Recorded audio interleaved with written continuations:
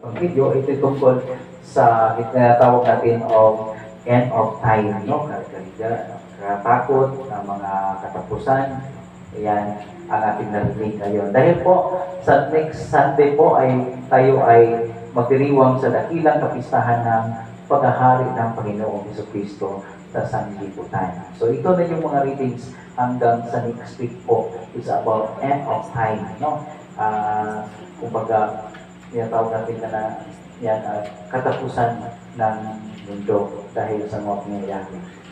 So, bago pa lang, no, may naalala ko ng isang tatay, no, na mahilig mag-DIY. Alam mo yung DIY? Hindi yung bilahan sa abonyos, ha? Do it yourself, okay, DIY. Hindi yung pamilihan ng mga gamit, no? Minsan, naisipan niya na ayusin ang kanyang bubong dahil niya, naano siya ng bagyo, okay? So, pag-akyat niya sa bubong, bigla siyang nadulas. Okay? Pero buti na lang, nakakapit siya sa isang lumang antena. No? Iwan ko kung antena ng TV o antena ng maliit lang naman yung antena ng siguro ng internet. Pero basta antena. At sumigaw siya, Panginoon, tulungan mo po ako. Ay, walang sumagot. No? Sa kanyang walang sumagot na sumigaw siya. Kaya sumigaw siya ulit, Lord, please, kung narinig mo ako, tulungan mo po ako. At pagkatapos ng ilang segundo, may narinig siya na malalim na tinig at sabi, anak, bibitaw ka lang, sasalo ako. Yan. Ganon, may narinig siya. Napag-isip ng tatay, itong tatay na ito na DIY, tumingin sa lupa. Yung tumingin siya, mga 10 talampakan pa ang taas. Ilan ba yung 10 talampakan? 10 feet. 10 feet, no? 10 feet. Tama, 10 feet pa ang kanyang babagsakan. Taas pa, ano? 10 feet. So, tumingin siya sa langit. Medyo nag-alanganin siya. Sabi niya, oh Lord, no? Baka pwede po bang ibang tulong na lang. Hindi siya ng ibang tulong kasi wala siya nakita doon sa salo sa kanya eh. Ganun po tayo minsan mga kapatid, no? Ganyan tayo minsan. Ang ating pananampalataya at sa ating pananampalataya, pero may halong duda, no? Langit tayo, pero may sana, Lord, may ibang paraan pa, no? Kasi sobrang takot natin at dito pumapasok ang ating ebanghelyo natin ngayon, no? Mayroong pagdududa, takot at iba pa. Kaya mga kapatid, tatlong bagay ang ating pagnilayan ngayon. Una, ang mga bagay sa mundong ito ay pagsamantala lamang.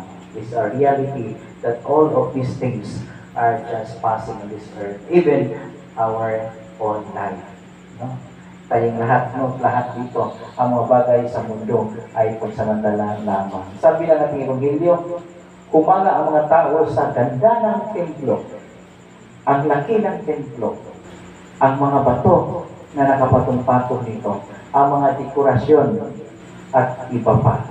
Pero sabi ng ating Panginoon, sa Ebanghelyo, sabi niya, darating ang araw na lahat ng ito ay mawawasak. Okay? Ang lahat nito ay mawawasak. Palaala po sa ating lahat mga kapatid na ang ganda, ang laki, ang pagmuti, ang pera, ari-arian, ang tagumpay, even our success, na lahat ay ililipas lamang. Amen? Ililipas lamang itong lahat. Pero, merong pero, no? Ang mabubuting gawa, ang kabutihan, ang ating tunay na pananampalataya ay hindi ililipas. At ito ay hindi mauubos sa mundong ito.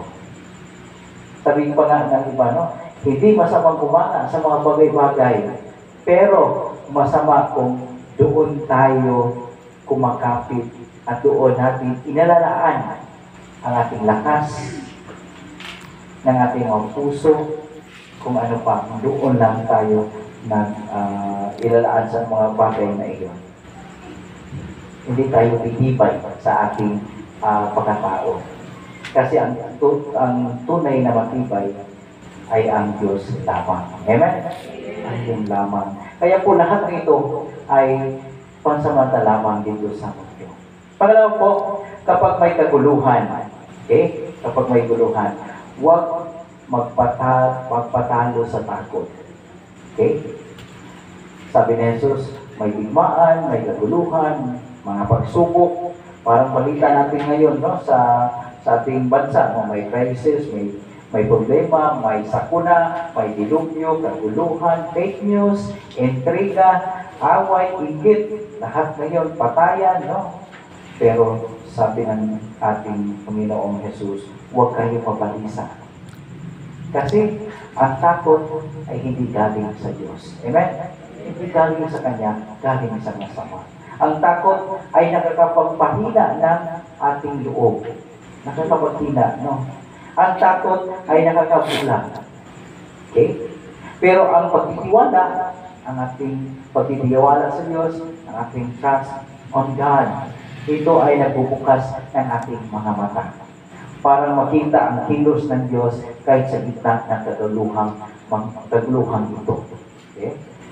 Kapag meron tayong pagtitiwala, pananalig sa Diyos, mamulat ang ating mga mata at makikita natin ang kilos ng Diyos sa ating buhay. Kung kasama natin ang Panginoon, hindi natin kailangan matakot sa anumang darating sa ating buhay dito. Amen? Kahit po kamatayan. Sabi mo ang nila, kapag palagi tayong nanalangin, no? May isang, iwan ko, nakalimutan ko yung speaker na ito, para sabi niya, o sino ba yung sabi nito, sabi niya, bakit po kayo palaging nagdarasal? Ano makukuha mo dyan? No? At nasagot lang itong, nakalimutan ko sino to eh. Pero sabi niya, wala nga akong makukuha sa panalangin. Pero nakukuha at nawawala yung aking takot. Nawawala yung aking pangamba. Kahit nawawala din ang aking takot. Kahit ako ay mamatay. The fear of death, nawala yan. Dahil lahat ng lahat ay inaalay ko na sa Diyos. Okay? Kaya kung kapitid yun, kung kasama natin ang Panginoon, hindi natin kailangan matakot sa anumang dating sa ating buhay. Amen? Pangatlo po, sa gitna ng pagsubok, ang Diyos ang nagbibigay ng lakas at karunungan. Okay? Dating narinig sa Ebanghelyo, no? Ito po ang time na ating itatapat ang ating sarili sa ating pananampalataya. Sabi ni Jesus, pag dumadaing kayo, pag inuusik kayo, pag sinubok kayo, ako mismo ang bibigay sa inyo ng salita na dapat sabihin. Okay? Ibig sabihin po mga kapatid, hindi tayo nag-iisa. Amen? Hindi tayo nabubuhay sa sariling lakas lamang. Amen?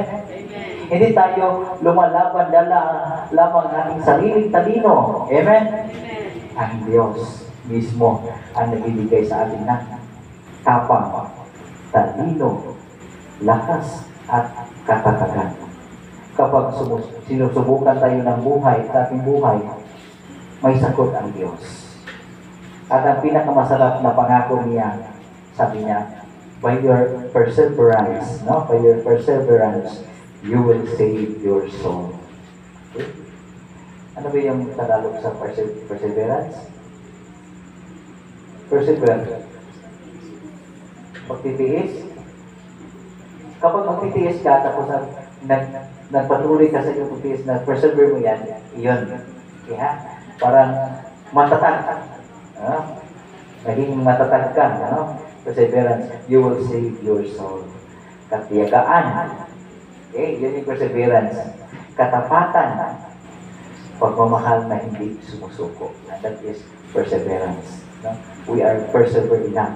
And we save our soul on that. Kaya po mga kapatid, kung balikan natin itong tatay na sabi ko kanina sa kwento ko sa kanina, no? Nakahawak sa antena sa bubong. Alam natin, no? Kung alam natin, alam niyo po bakit siya natatakot na bumitaw. Kasi nakatingin siya sa taas at iniisip, baka di ako masalo. Okay? Nakatingin siya nakatingin doon. At hindi niya napansin sa baba. Puro garden soil lang pala ang nasa baba na babagsakan niya. Okay? parang ano lang ba, parang ipak, yung yung sa palay. Oo, yung minsan yung mag-practice yung mga bata, mag-tumbling, no? Dayami. Gandun, no? Dayami. Dayami. O, di ba? Pwede natin, yun, di ba? Palambot yun. Gandun ng pala yung sa baba niya. So, natatakot siya kasi palagi siya nakatingin sa taas. Hindi niya titingnan na sa baba pala ay puro dayami, no? Malalampot. Minsan ganun tayo. Takot na takot, bumitaw. Takot magtiwala. Takot sumunod kay Lord. Pero kung susunod lang tayo, doon pala nakahanda ang pagpapala at kaligtasan natin. Kaya kung mga kapatid, ang Ebanghelyo ngayon ay imbitasyon mula kay Jesus na kumapit sa Kanya, hindi sa makamundong mga bagay. At tumahimik kahit magulo ang paligid, at itong lahat ay dalhin natin sa ating panalangin, sa katahimikan ng ating mga puso. At magtiwala sapagkat siya mismo ang magbibigay sa atin ng lakas. At sa huli, ang matapat, ang nagtitiis, ang nagtitiwala, kahit kailanman mawawala, hindi mawawala, sapagkat ang Diyos mismo ang nagtataguyod sa ating lahat. Amen? Siya nawa. Kasi tayo lahat at ating kapayan ng ating